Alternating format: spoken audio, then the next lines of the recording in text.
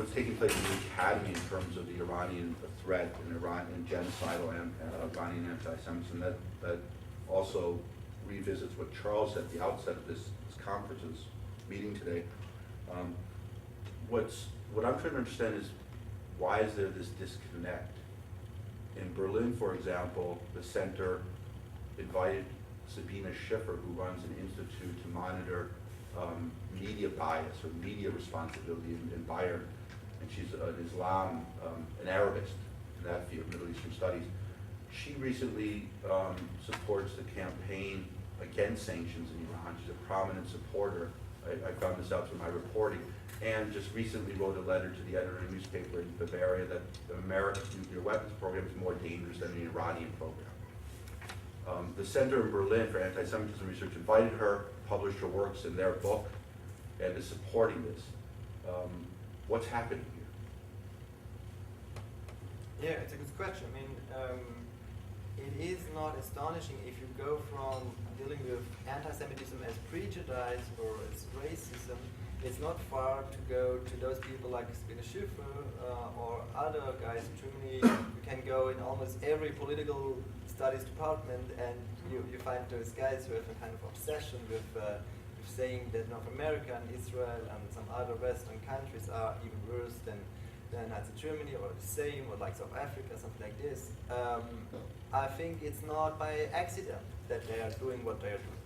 I try to prove, for example, the Benz Center or Benz himself, they made several faults in downplaying anti-Semitism. For example, Bergman, he was saying, and that's relay, and this is typical because it is confirmed to Schiffer, I think.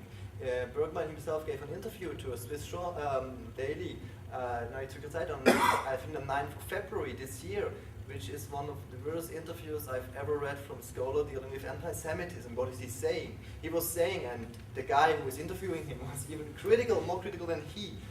And so he was saying, well, if a Muslim is attacking the Jews like they did in Berlin, as I mentioned in my lecture, there's something different if it's a right or left-wing German who has just a resentment against Jews and Israel. A Muslim is just scared about his or her relatives in Gaza. So if this 28-year-old Muslim woman born in Berlin, all her relatives, maybe besides a few living in Berlin, is saying Olmert is the son of a dog, this is, for Professor Bergman, a kind of expression of her fear of her relatives in Gaza. I mean, that's not really scholarly work. That's a kind of stupid thing to say. Because if she was scared, she can say, I'm scared. I can say, stop the war, whatever. But she's not saying stop the war. She's saying like 10 other thousand people, and several times, and several cities in Germany, Duisburg and other Frankfurt, she's not saying this. She's saying, Olmert is the son of a dog, kill the Jews, kill Israel, out of here. So I think it's real, that's frightening. If a scholar who is a professor for decades on anti-Semitism is saying it is different, if a left wing is saying this, kill the Jews, or a Muslim is saying the same thing in Berlin the same day, I mean, I can understand it. It's has nothing to do with scholarly research. Thanks. So, the question about the argument that anti-Semitism, the claim of anti-Semitism is sometimes used as a smokescreen to defend against criticism of Israel. And then Butler in particular. So some examples of the smokescreen argument. In the boycott, divestment, sanctions events a few weeks ago, I can't tell you how many times this argument was repeated. We're so sick of hearing of anti-Semitism and the Holocaust, and it's just a way for Israel to continue its ethnic cleansing program. Zionism is, in essence, an ethnic cleansing program, and the anti-Semitism has been used from the beginning to justify Zionism. These kinds of things.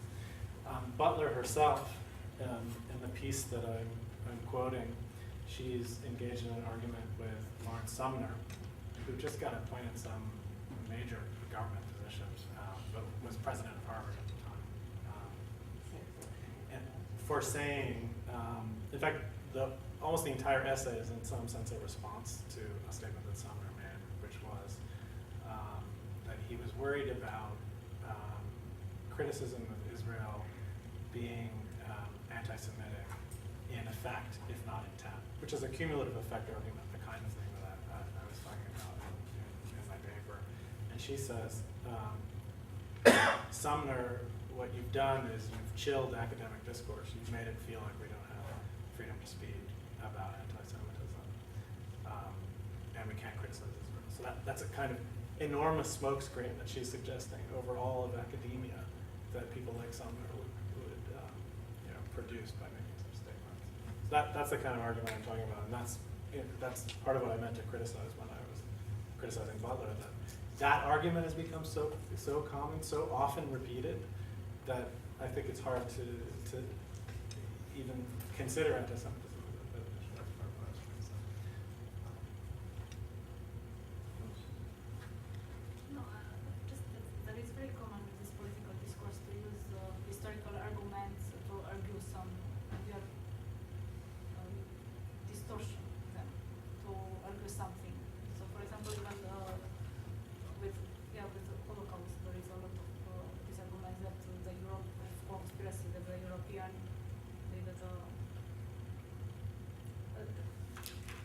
that in fact the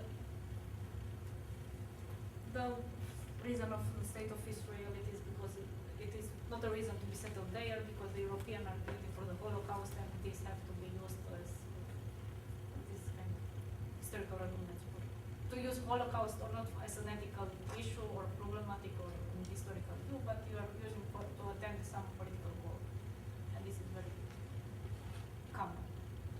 Also, I think for Larry Summers, just as a footnote to this, I think he spoke in 2005, and he was one of the few leading academics to stand up and speak out against anti-Semitism and Israel bashing in a very powerful way. I think it was a very important moment in the American political landscape when it came to confronting anti-Semitism.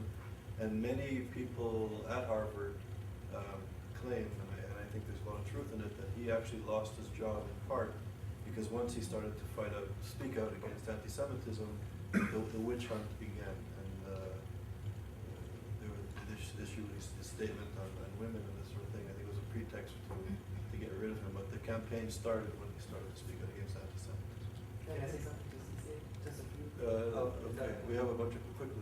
No, because Cosmina was starting with 68, and it's maybe a total different discourse in Eastern Europe than in Western Europe, because even for myself, I mean, 68 is a kind of initial event for Western academia. Without 1968, we would not be here actually, 400%, because there would not be an institution dealing with anti-Semitism critical. Because until 1968, anti-Semitism was something, I mean, the people loved anti-Semitism, very in favor of anti-Semitism, yeah. The old school Nazi anti-Semitism all over Europe, especially Germany. So, and in the United States, it was not that much better. And if you look at Tom Cruise and all those guys, the Civil Rights Movement, 1964 and so on, I mean, it was very important. It was the most important decade in the Western world, I think, until the year 2000. So the changes of 1968, which is actually beginning much before 1968, but it's a symbol 68, it was 65, 66, 67, Bob Dylan, all those guys, I mean, that is for every kind of fighting against bigotry and free speech. And you mentioned everyone is equal. Indeed, I mean, that's a point which I think we cannot go backwards. And I know, and that's a kind of contradiction, and that would be, maybe you know the book, The Dialectics of 1968. It hasn't been written, but it has to be written maybe by someone, sometime, because the Dialectics of 68 is, of course, there have been a lot of left-wing people becoming anti-Semitic, even anti-Western, at that time and later on, but it was not a starting point. Starting point was something different. It was a kind of against the old typical school of seeing university as, well, we have professors, they are on the highest level, then you have co-workers, and you have students maybe, and you have people who clean the toilets, and so this actually changed, at least to a specific PowerPoint. And so I think you cannot say 68 is radicalization and it's bad and it's ugly. I said that there is a climate, and we have to fully understand this climate and to make the approach. Of course, there are. I said that also in that it is entailed some radicalization, No, no, It it's not. was a very revolution. radical. It was very, of course, Yes, it was and it was, radical. yeah, but this you have to see from So- all the faces. Okay, so I'm gonna interrupt, there's a bunch of questions and we're running out of time, so Ben and then Neil, could you ask the questions together? Never mind, I'm fair to, you can skip me because I would got the answer from, Oh, yeah, the phone, okay, sure, okay. So Neil? My question is for Josh. I appreciated the report of how things look from the human rights front. And I'm kind of seeing you as somebody who kind of feels caught between these two worlds. On the one hand, you see these human rights organizations that you feel a part of, but on the other hand, you also see more anti-Semitism than they see. And what I'm interested in mainly is your assessment of the prognosis for change in that community. And that would seem to me to depend partly on where it's coming from. Is it too much zealousness on the part of people like us when we charge anti-Semitism? Is there something fundamentally flawed in their worldview? Has it been hijacked by people who don't really care about human rights who are in those organizations? Is it just a blind spot about Israel? What is it, and what's the prognosis? That's a really good question, and your observation about me feeling a little bit trapped there is apt. The prognosis is difficult to assess. I mean, the human rights community is very large by now, and there are some organizations that are extremely biased, and there are other organizations, some very influential organizations that have a lot of reasonable and smart people who I think could be susceptible to thinking about this issue differently. Now, not that many of them are yet. I do believe there's some potential for thinking about it differently. Again, it depends what you're talking about. So if you look at the UN is a large and it's not a monolithic organization. And while the criticism of Israel is overwhelming, there are some agencies in the UN that are more reasonable, who recognize the hypocrisy of what's going on. It's not the majority, but there are some. It's not, or maybe I should say some individuals in some agencies, and particularly the individuals that are made up, the agencies that are made up of individual experts as opposed to member state.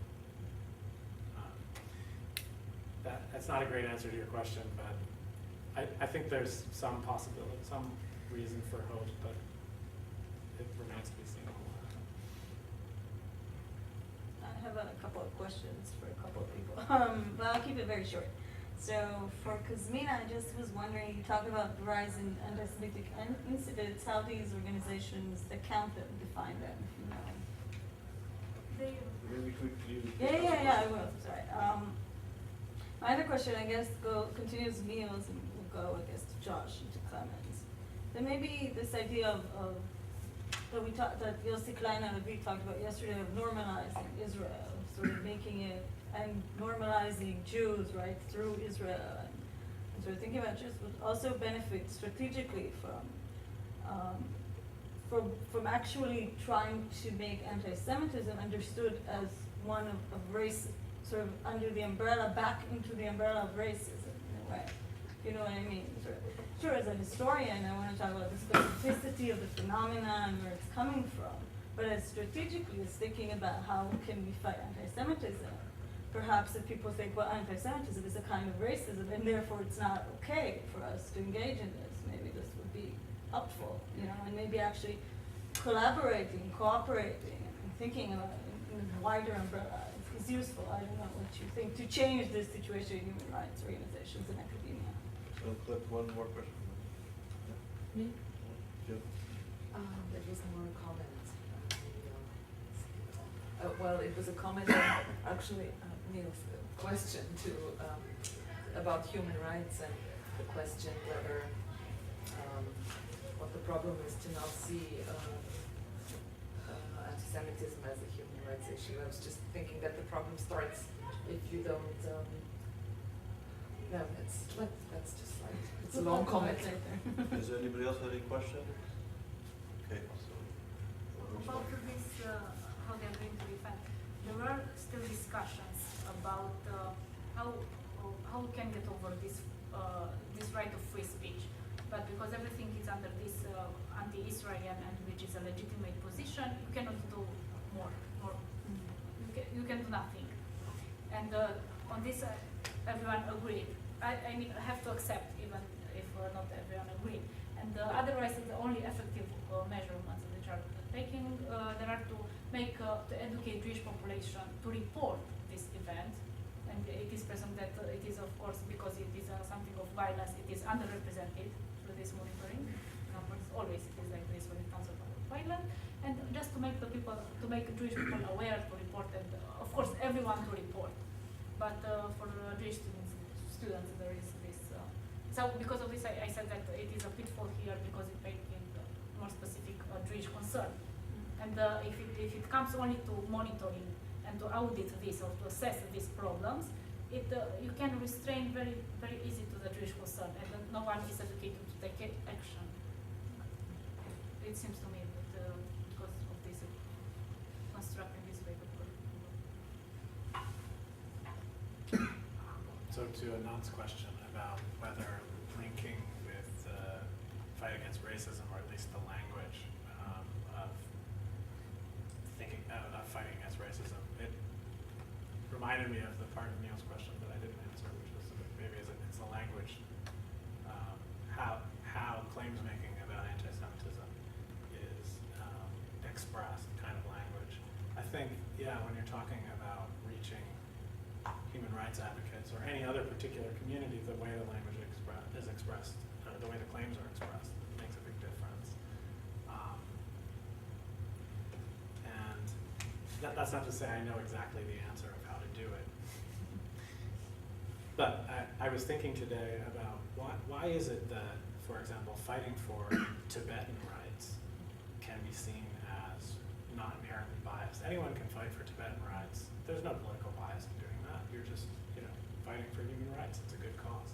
But fighting for Jewish rights, sort of like Ben's comment earlier, that the idea of studying anti-Semitism, the way that's perceived is sort of parallel to the idea of fighting for Jewish rights. Somehow that's inherently biased. Not for everyone, obviously, not for everyone in this room, we hope. That there is no image of Tibetans as a conspiracy or whatever powerful. Well, Sure. that we know. Well, you'll That ask we him, know. I wasn't asking like I didn't. China, you know. Yeah, the okay. Chinese probably will see it as No. I meant it as a rhetorical question. Thank you. Not a real question. Like I live in the West. No. Mr. Heni, the last word of the conference.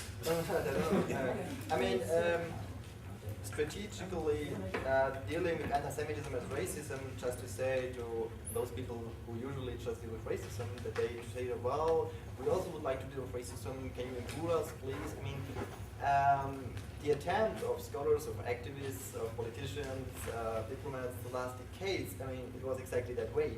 I mean, if you look at every declaration of Jewish community in Europe, in Germany, in the US, including the ADL, the American Jews, they always say we are fighting, they do in fact. If you look at the 60s and 50s, they have been fighting against racism.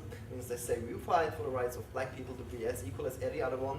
And now what are black people doing today? Are they supporting Jews as the Jews did support the blacks in the 60s? They are not. That's the point. Yeah. So, Okay, on that note, we have to end now. So everybody, thank you very much, and I hope we'll have a follow-up discussion about what to do with the papers, and I hope we'll give the public some stuff with it. So thank you, everybody. Thank you, Lauren. And if anybody wants to go to the pub.